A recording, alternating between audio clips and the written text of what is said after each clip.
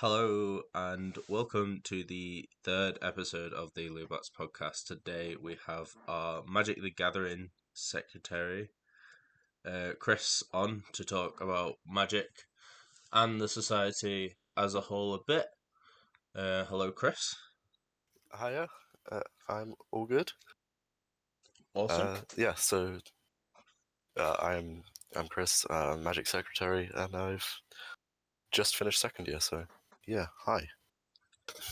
Awesome. Oh, So I don't know a whole lot about Magic the Gathering. I need to be fully open about that. But what I do know, what little things I do know, what is your favorite form of Magic to play? that's a deep question because my personal favorite way of playing Magic is to draft, Mhm. um, which is everybody gets given 3 packs of 15 cards each. You then take one pack, take a card, like the best card in the pack, the one you like the most. You pass it to the left, and then you keep doing that until you have a deck of 40 or so cards.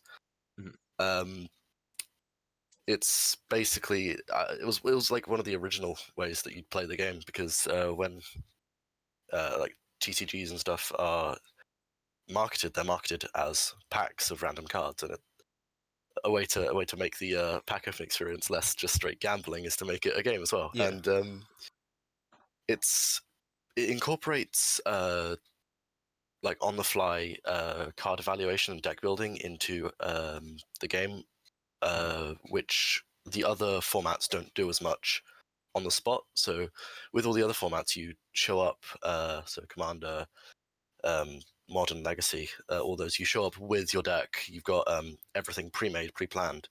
With draft formats, be it a like a set draft or a cube that somebody's made, you show up with nothing and you have to build your deck there and then.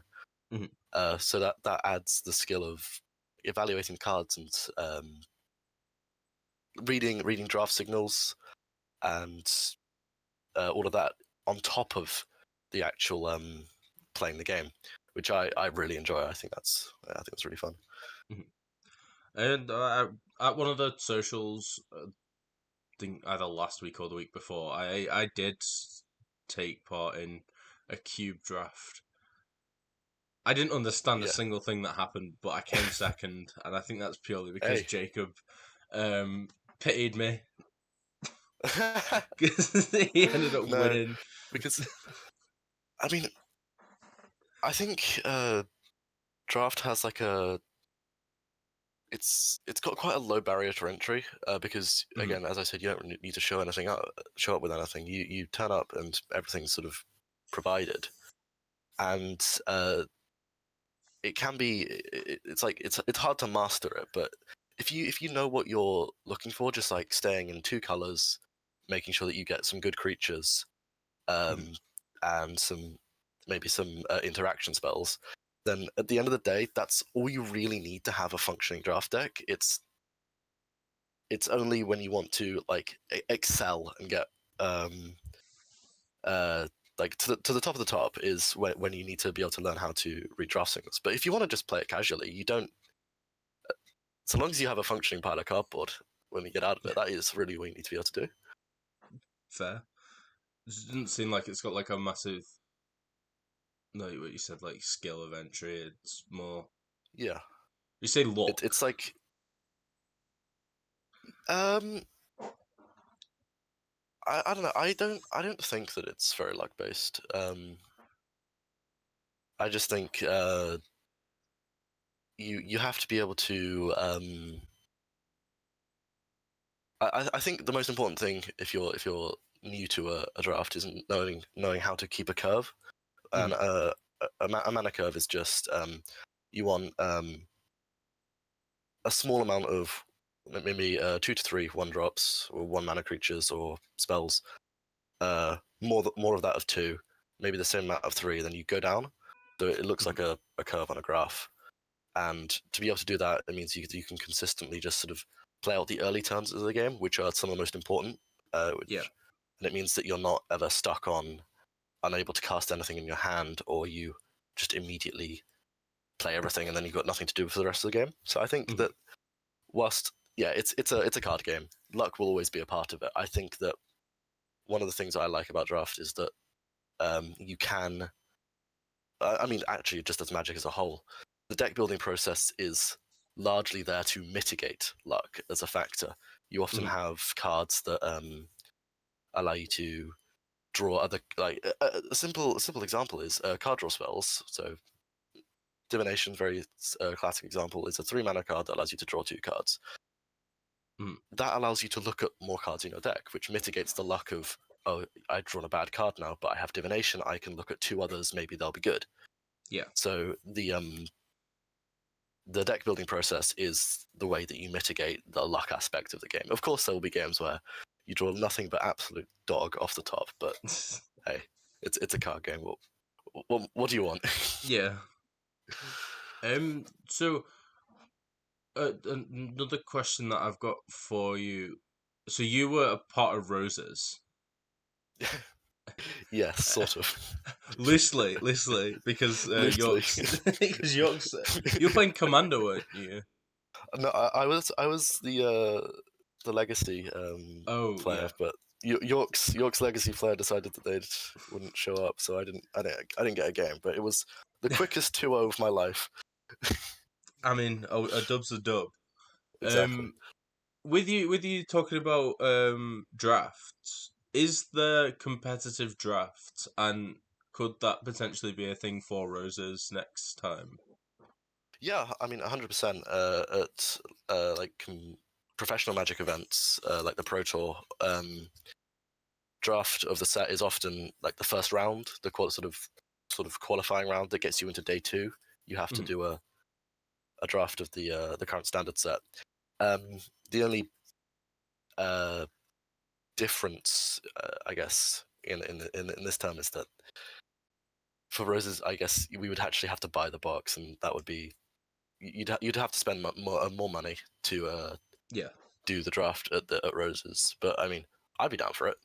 I like draft. Draft's really fun. I mean, you could also do a cube, which is a draft format, which is like curated. The person who designs it puts whatever they want in it, and then it's treated as any other draft format from them. But you could do that. That could work for Roses. I'm just thinking, like, I'm trying to use this podcast to get ideas that potentially maybe influence or like give ideas to other people, maybe.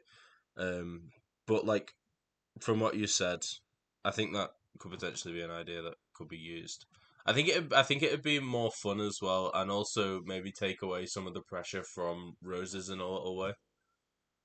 Yeah, that's fair enough. Because I do agree that if you have like four players from each uni, 4 Lancaster, 4 York, all in one pod of 8 and do a draft of the set, I think that would be a really good idea. It takes less individual pressure off each player, and it sort of incorporates it more into a team game at that point.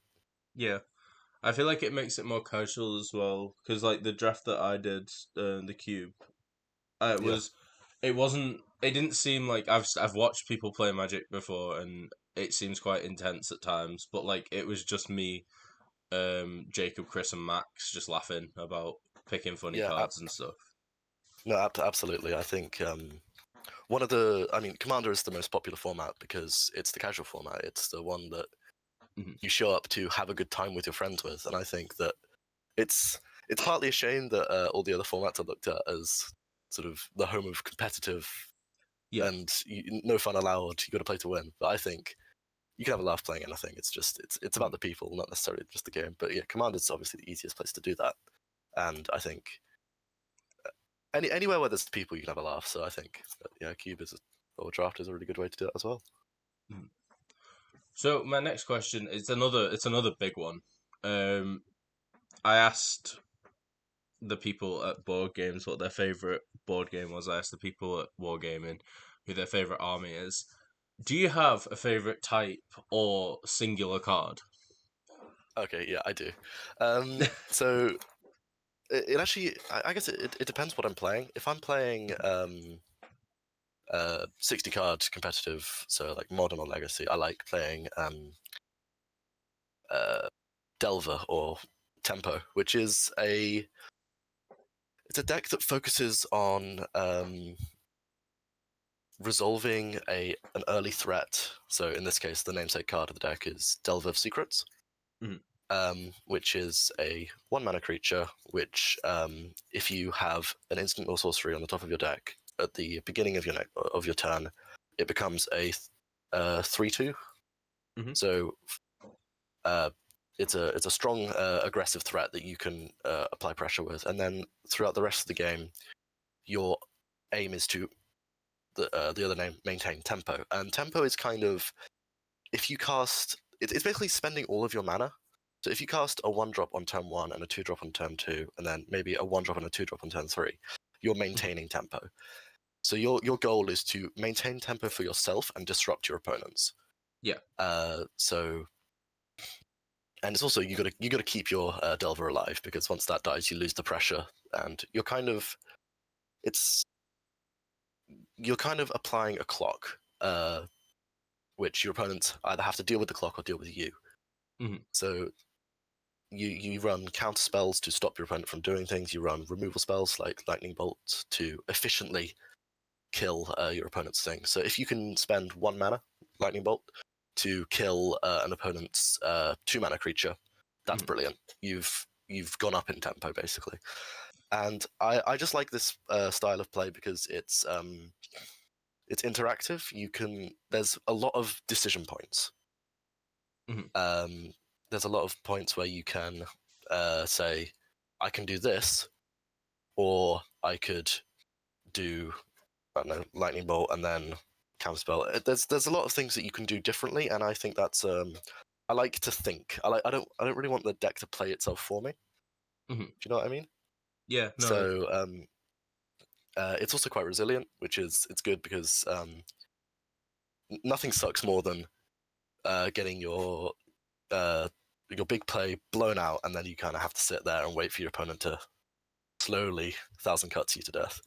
Yeah. But yeah, so that's my preferred way of playing in Safety Card. But in Commander, I have one deck. I've tried branching out into others, but I keep coming back to this one, and it's Obeka Brute Chronologist, and it's a deck which basically focuses on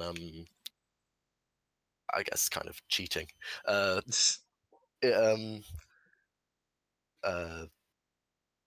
puts big expensive creatures into play for little to even less mana, and uses Obeka's ability to end the turn to keep them around. So Obeka says, I can tap it, and then the player whose turn it is may end the turn. And I often get a lot of looks when I bring that to a new table if people don't recognize her. But basically, it's used to, I'll have a lot of cards with negative effects in them that happen at the end of the turn, and I use her ability to avoid them. So the most iconic ones are the extra turn spells. They're 2 mana. It says take an extra turn, and at the beginning of that turn's end step, you lose the game. So I then use the Obeka's ability to end the turn, which I think that does sound quite funny. Yeah, it's a really unique deck that I haven't found anything else that plays quite like it. It's quite aggressive, and I often I often play the game to sort of, if I haven't become the problem, I haven't done what I want to do. So yeah, and in this deck is my favorite card of all time, which is Underworld Breach. And this allows you to it's 1 and a red for an enchantment which says each non-land card in your graveyard has escape, which means that you can cast it from your graveyard. So usually whenever you cast an instant or sorcery or a creature dies, it goes to your graveyard. This says that you can cast those cards from your graveyard by exiling 3 other cards from your graveyard. And it's a thoroughly broken card. It's completely busted. It's banned in 3 formats. All the rest of it. But it allows you to do something unique that no other card does. You can cast a card multiple times, just again and again and again. And it's a form of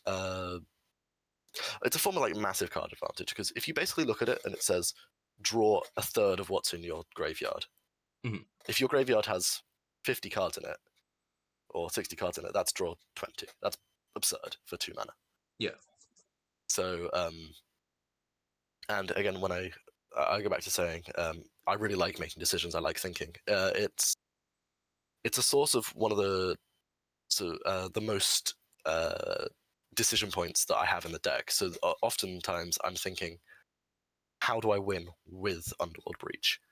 And I'll sit there, sort of counting, doing a lot of mental maths in my head to try and just think exactly what cards do I need to draw to win and how. And I just think that's my favorite part of my favorite deck, I guess. Just sort of thinking of unique lines to win the game. And I often go for it in riskier situations than I possibly should, just because I like to be able to think my way out of a corner. And it's often a turn is a long time, so a turn of difference. Just, hey, if I don't make it, I had fun going for it. It's just a game anyway. So yeah. That's my favorite decks, and that's my favorite card. So next question is less about Magic, more about the sort. We like, from everyone I've spoken to so far, we pretty much got the assumption that the sock overall is quite chill. No one's particularly evil. There's not much drama that happens. Like. So I think I've been to Magic once, and that was to give you my camera for roses. But the atmosphere was really quite chill. So what are your favorite like parts about the society, like as a whole?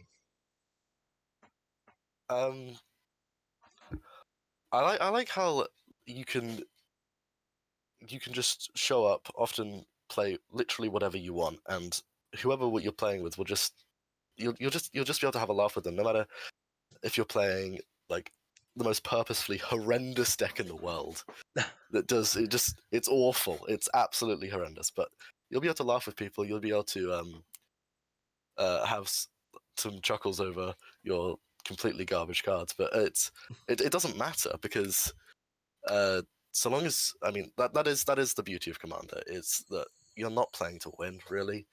You're just playing for the love of the game, and that's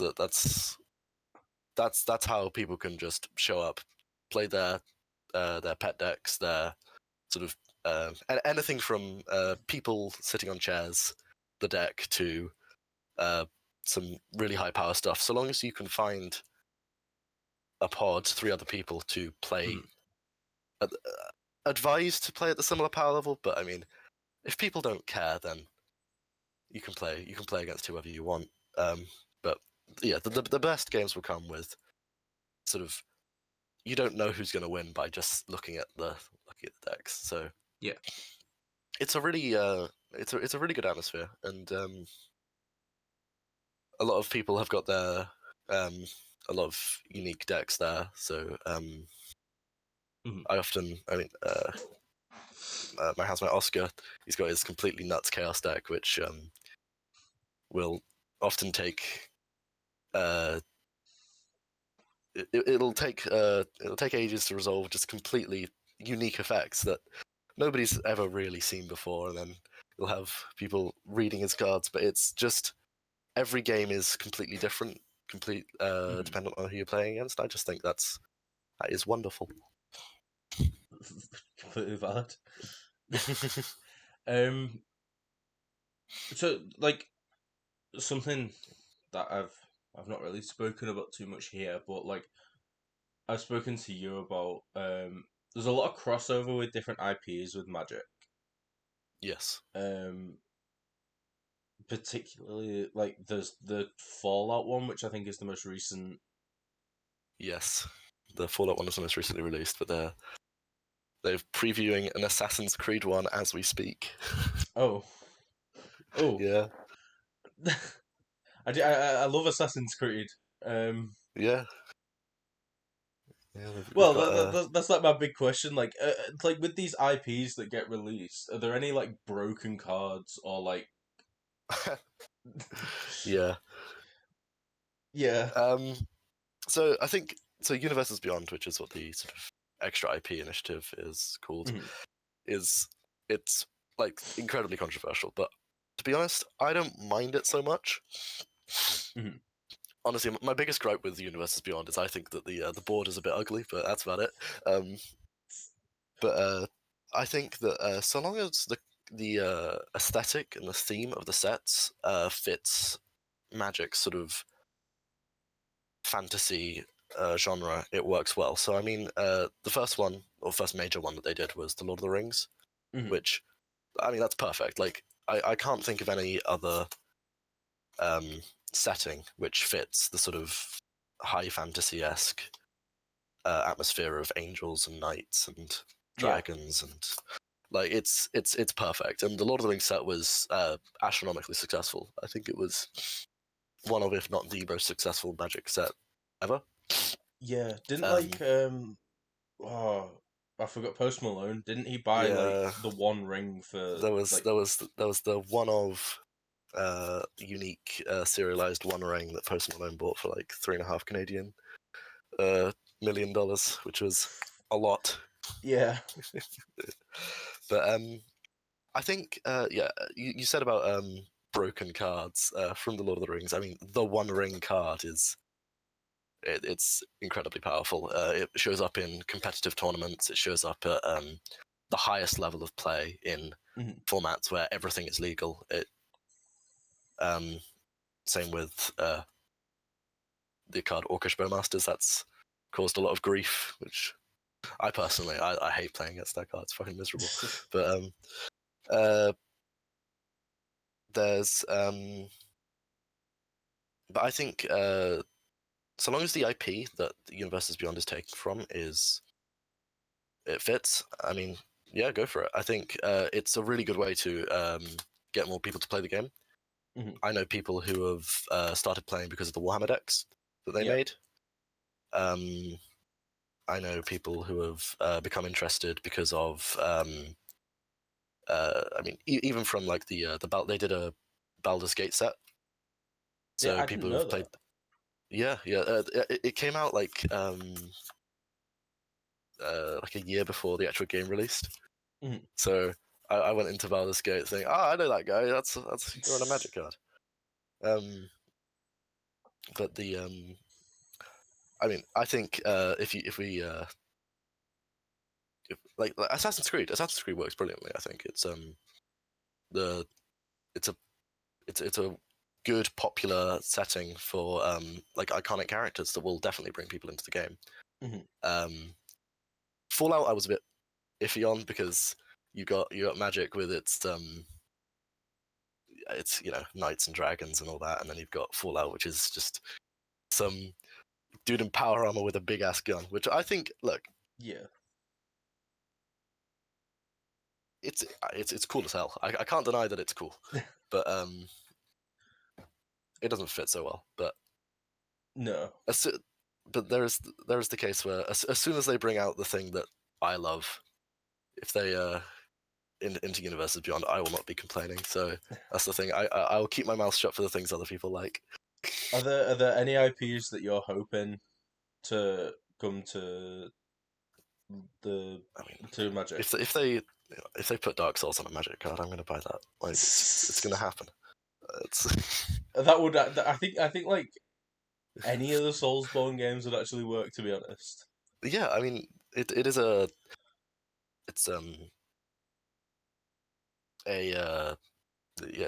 a very thematic setting, and I mean some of the Miyazaki has been inspired by some Magic cards, and vice versa. I think the Eldritch Moon set came out a bit after Bloodborne was released, and that's very clearly takes inspiration from at least some of the similar Lovecraftian horrors. I mean, there's a tentacle monster that gets chucked in a moon, which is that's I don't know how on the nose do you want to get.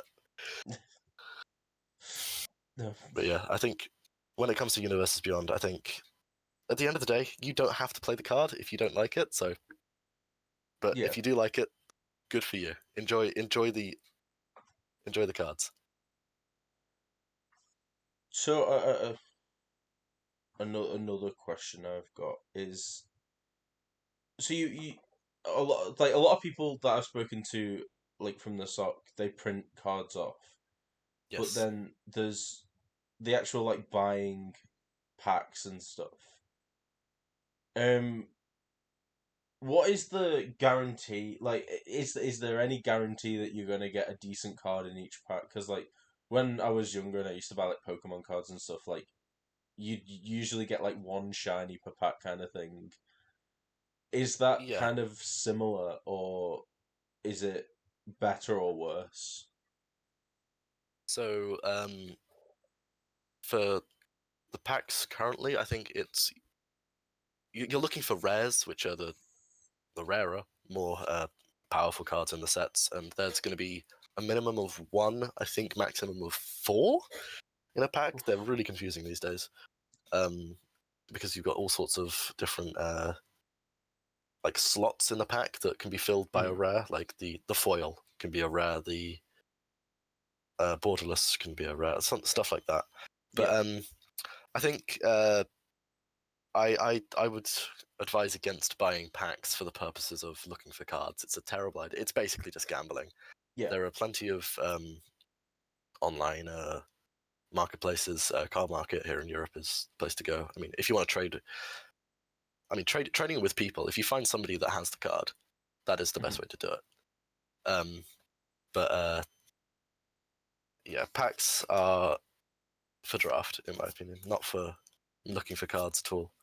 Yeah. And obviously, the prices of cards is something that is a bit of well, I would say the barrier to entry to Magic. I think Yeah. people will look at the game and think, "Oh, this is cool," and "Oh, that card costs £50. What the fuck?" So Yeah. I think uh, proxying, printing out cards. I mean, we are very, very pro proxy in the society. Cards, like you should not be disallowed from playing your deck Yeah. because of monetary reasons. That's ridiculous. So we are, yeah, very happy to uh, invite people and have them just not have a single card to their name. And we've had, I think Michael donated, has like given people cards just to have as the like solid back for paper over for people who literally Mhm. don't have any cards, and they've come and they've played, they've had a whale of a time. So I think, yeah, proxying is a really good thing to allow the hobby to become more accessible. It gets people in it. I mean, even I usually proxy a card that I don't know if I'm gonna 100% put in a deck just before I buy it, because Yeah. you don't want to buy a card, have it arrive, and then it stinks. So Yeah. yeah, So with the draft, does everyone, if you're doing a pure buying the packs and then drafting it from there, yeah, does everyone put in money and then you buy your deck that you make, or who like keeps the cards by the end? yeah. So the society, we everybody pitches in for the box, and then the society will also add some onto that, so it's not so expensive. Mm. But you keep every card that you pick. So your entire deck, cards that you don't play but you just picked because there was nothing else, is yours for the keeping. Yeah. Um, you can obviously trade with other people, but as it stands, I mean, you go in. You can either look to draft to win the draft, or you can draft to find the most expensive cards. Yeah. I mean, it's they're often one and the same. The best cards in the draft will often be the most sought after and therefore the most expensive. But Yeah. yeah, there are often people who get people who the draft is paid for in the value of the cards that they pick and play with Mhm. out of it. So that's often a good thing. It's Uh, yeah, it's really nice seeing people or coming out yourself with cards that have paid for the draft there, and then you basically had the fun of the draft for free, which was that's what I'm there for anyway. So Have you ever like seen or yourself packed like a crazy expensive card at a draft? yes, I've seen it. We were doing a Double Masters 2 draft, which was it's a it's a Masters set, so it's a reprint set of like a lot of good cards that need reprints. So it's you're gonna more commonly find reprints, but my mate Louis, he made out like a bandit in that one. He got Dockside Extortionist, which was at the time I think £50 to £60.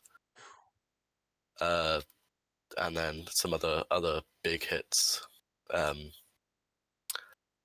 yeah, the you can get some really expensive cards in drafts. I mean, you're less likely to do in like a standard draft, but in any reprint product set, so Double Masters, the Modern Horizon sets, which are like higher power directly into higher power formats, you're gonna get some. You can get some crazy expensive stuff. Fair, like it's one of those things because like I'm not. I know the prices of some Magic cards I've seen like them go for crazy amounts. It's something that I've been curious about. Yeah. Like kind of the you go to a draft, you end up picking a card, and then oh, I'm rich now. Yeah, I think I think the price of the average Magic card is not as much as people have like assume it is. It's pennies. But there's it's the sort of the 1% of Magic cards which breach £10, and suddenly you're looking at something that costs 3 digits to buy for one card, and your deck needs 4 of them. It gets a bit ridiculous with that's obviously it's going to be the good cards, the ones that are sought after, that are the more expensive ones. And like demand has a huge bearing on price. There was like when a card is banned from a format, you can just look at there's often like a price graph of it, and it just goes down. Yeah, one of the more recent ones I was Fury, which is a Modern Horizons 2 card, which was banned in Modern. So there goes all the demand for it. Yeah. And it went from being a £40 card, and it's now worth a £5. So damn. It's a shame for people who obviously bought it at 40 and then it's now worth 5. But I think personally, no card in its base form, like the cheapest version of any card that you can buy, should not be more expensive than £5. I think that is a general rule. Should just be that is in my ideal world. Obviously, Wizards of the Coast and their wallets have different opinions, but that is mine. So, almost coming to the end now. You're the new Magic sec. Yeah. And you're Michael's predecessor. Successor, yeah. Yeah, sorry, successor. My bad. What are your current plans to help boost the Magic part of the society?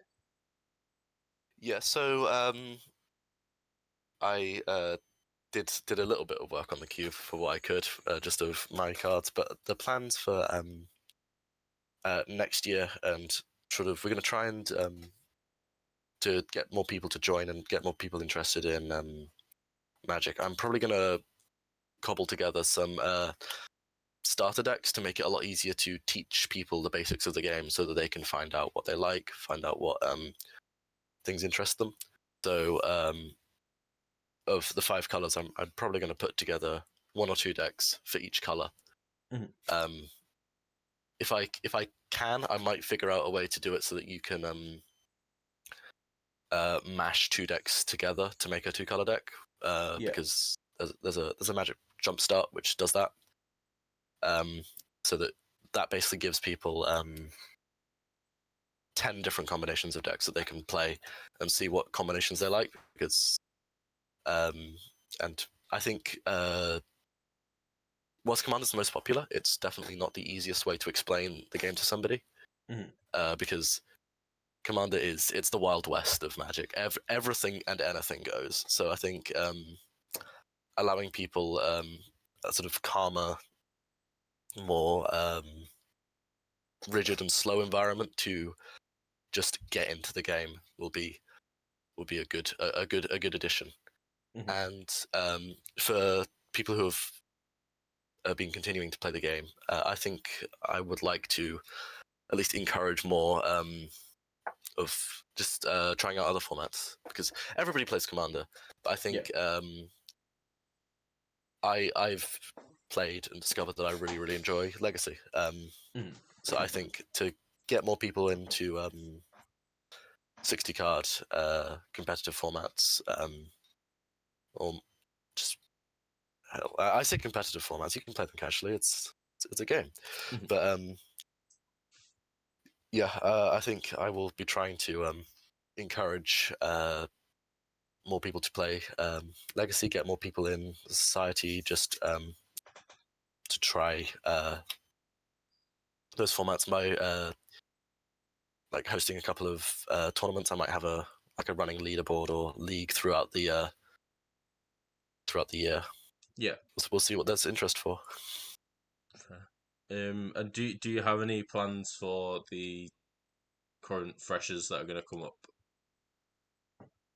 The freshers plan is going to be the like the starter decks, to see if to get people to get interested, get hooked, hopefully.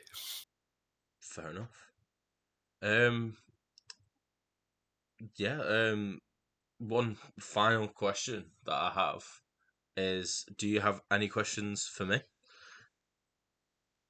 Oh God, no, I do not. Sorry, I did not No. come in here thinking of any questions to have. Fair enough.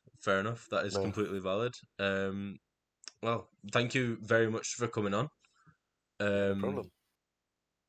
This has been the third episode of the LUBATS podcast. Thank you for listening, and I hope you will listen next week. Thank you very much, Chris. Thank you very much. See you soon.